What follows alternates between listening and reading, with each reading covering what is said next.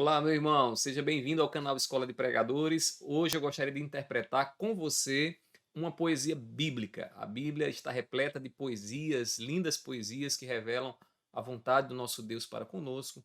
E eu trouxe aqui um texto para nós fazermos essa interpretação e aplicarmos aqui alguns princípios hermenêuticos, tá bom? Então fique conosco e confira.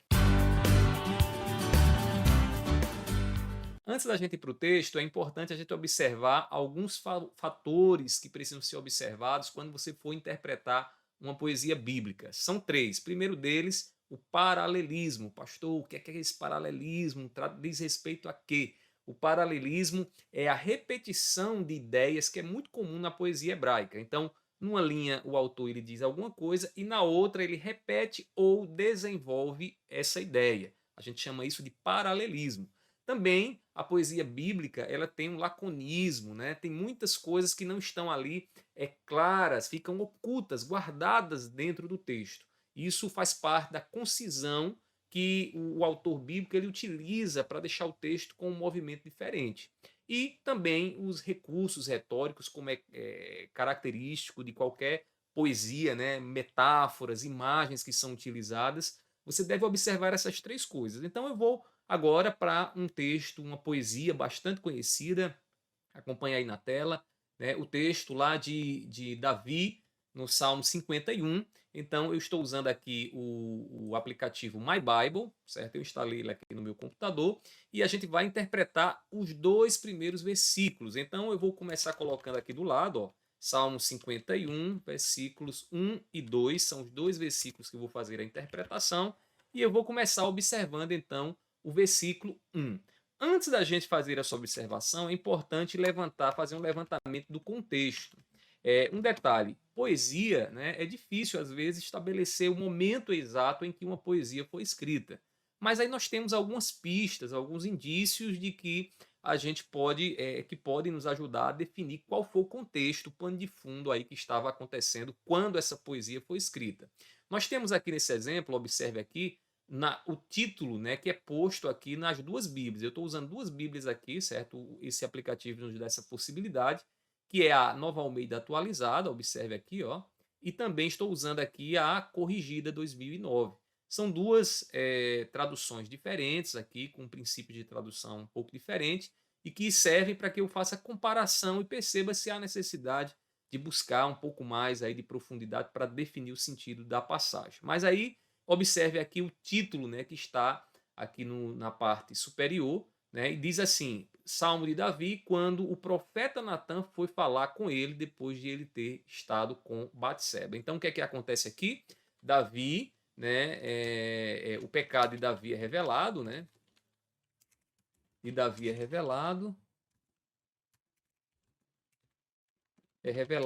e ele então escreve essa poesia. Então, lembrando que o contexto é definidor do sentido das palavras, então eu tenho que ter um pano de fundo. Se você não tiver, não se preocupe, porque a poesia, ela muitas vezes ela não vai estar ligada a esse contexto para você poder entendê-la, tá bom? Então, nessa poesia específica, a gente observa aqui bem esse contexto histórico, esse pano de fundo que está por trás. Agora vamos para o texto.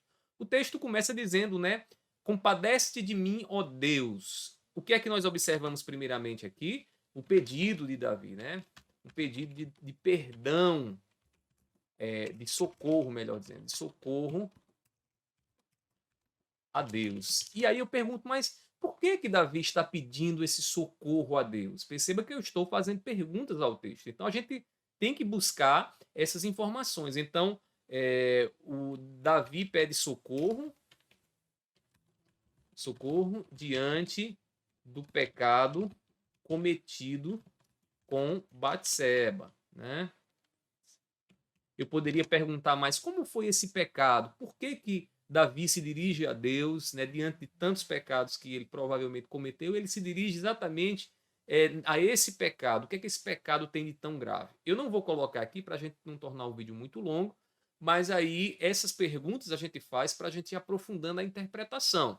E aí, olha, ele diz, segundo a tua benignidade. Então, Davi, ele pede socorro, se dirigindo a Deus, né? Dirigindo a bondade de Deus, né? Então ele sabe quem é Deus e ele pede o socorro a um Deus que é bom, né? Então Davi está pedindo socorro a um Deus que é bom e aí na continuação diz e segundo a multidão das tuas misericórdias, ou seja, ele sabe que Deus é rico em misericórdia, né? Lembrando aí, a gente poderia aqui até fazer um paralelismo com outras passagens bíblicas que mostram que, né, na verdade, uma correlação com outras passagens bíblicas que mostram que Deus é um Deus infinito, né, em misericórdia. Sua misericórdia não tem fim. Né? Então, Davi pede isso e, por fim, ele diz: apaga as minhas transgressões. Então, Davi pede o socorro a Deus, né? E diante do pecado cometido com Betseba, se dirige à bondade de Deus e ele sabe que Deus é misericordioso, a fim de que o seu pecado possa ser apagado por, por Deus, né? Então, eu coloquei aqui só observações, eu ainda não fiz a interpretação, que é o que vai nos interessar, principalmente na preparação de sermões. Então, eu ainda estou só fazendo observações, anotações aqui, que às vezes, né, elas não têm uma ligação tão direta. O que cabe para mim nesse momento aqui é trazer informações que me ajudem a responder uma perguntinha que eu vou já fazer, e aí que vai revelar o significado do texto. E aí, no versículo de número 2, né? Mas antes de prosseguir, observe aí como ele usa o paralelismo que a gente falou. Ó. Ele diz: compadece de mim, ó Deus, segundo a tua benignidade, e segundo a multidão das tuas misericórdias, apaga as minhas transgressões. Aqui, inclusive, ao que me parece, tem até um quiasmo, certo? Que é esse cruzamento de ideias aqui no versículo 1. E aí ele continua dizendo: apaga as minhas transgressões, né? Então, o que ele quer, esse compadecimento de Deus que ele deseja, é a fim de que Deus possa apagar o pecado que ele havia cometido. E aí ele continua, né? Versículo 2: lava-me completamente da minha iniquidade. Observe aqui o lavar. Por que ele está pedindo para lavar? A sensação que ele tinha, uma sensação de impureza, de sujeira, de uma mancha que estava afetando a alma dele. E ele sabe que Deus, né, com a sua misericórdia, pode limpar essa mancha que estava dentro dele. Então, o que é que ele está pedindo aqui? Ele pede purificação para a sua vida.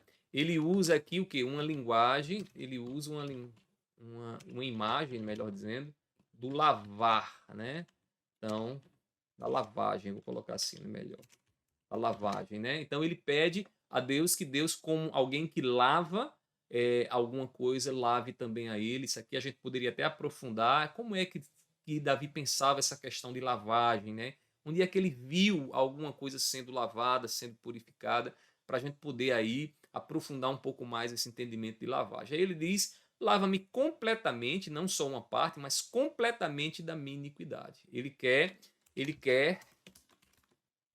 que Deus o purifique completamente, né? Então, ele quer que o pecado não exista mais, que o pecado não esteja mais lá nele. E aí ele repete a ideia, agora veja aí no versículo 2, um paralelismo que se repete, repetitivo, né? Sinonímico, a gente chama, né? Um paralelismo sinônimo, onde as ideias se repetem. E aí ele diz: e purifica do meu pecado. Então, a ênfase está na purificação aqui, certo? Ok, peguei essas informações, agora vem uma perguntinha muito importante para ser feita nesse momento, para a gente poder de fato dominar aqui a passagem, que é a pergunta acerca do que o autor bíblico está falando, né? Ele está falando acerca do pedido de perdão de Davi depois de ter pecado com Batseba. Certo? Então, aí vem a segunda pergunta. Eu vou colocar aqui a primeira perguntinha que você faz, ó. Pergunta, tá bom? Essa perguntinha guia a gente. A segunda pergunta é a seguinte: o que é que ele está dizendo? O que ele diz acerca daquilo que ele está falando? Então, ó, agora é outra perguntinha, que aí eu vou ter o complemento. Então, Davi ele está pedindo a Deus que Deus o purifique do pecado que ele havia cometido com Betseba. Então Davi deseja que Deus o purifique. Eu vou botar aqui já interpretado, né, que Deus o perdoe, né, do pecado que ele cometeu, certo? Pronto. Uma vez que eu tenho essas duas informações, agora eu posso dizer qual é então o significado aqui dessa passagem. Então essa passagem significa que Deus, Davi se dirige à bondade e misericórdia de Deus a fim de alcançar, de receber, né, melhor dizendo, de receber o perdão do seu terrível pecado com Batseba. Ok. Fiz a interpretação, observe aqui, isso tudo é interpretação, tá bom? Agora é hora de eu encontrar o princípio espiritual, que é o princípio que eu vou aplicar à minha vida, né? Qual é o princípio que eu colho dessa interpretação aqui, né? Que se nos voltarmos para Deus, para a bondade e a misericórdia de Deus, receberemos perdão para todos os nossos pecados. Olha só que maravilha, né? Então, o que é que esse texto significa à minha vida, à nossa vida? Que se nós nos voltarmos para a bondade de Deus, clamarmos a Deus e pedirmos a Deus o perdão dos nossos pecados, Ele estará nos dando, Ele nos dará então esse perdão. É como Davi aqui se dirige, Davi aqui nos revela esse princípio espiritual. É isso aqui que a gente utiliza então para fazer a exposição de um texto bíblico e, antes de fazer a exposição, né, alimentar a nossa alma com a verdade bíblica. Então, pessoal, esse é o caminho que a gente faz para fazer a interpretação. Quando você estiver lá observando uma poesia, atente para esses três fatores que nós falamos aqui, procure, né, organizar, fazer as observações necessárias, responder as duas perguntinhas acerca do que o autor está falando e o que ele está dizendo acerca daquilo que ele está falando. Se você fizer isso, você vai ser capaz de interpretar a passagem e, por fim, extrair o princípio espiritual. Se você gostou dessas dicas, deixa aqui o seu joinha. Se tiver alguma dúvida, coloca aí nos comentários. E que Deus seja glorificado em teu ministério. Até o próximo vídeo. Tchau, tchau.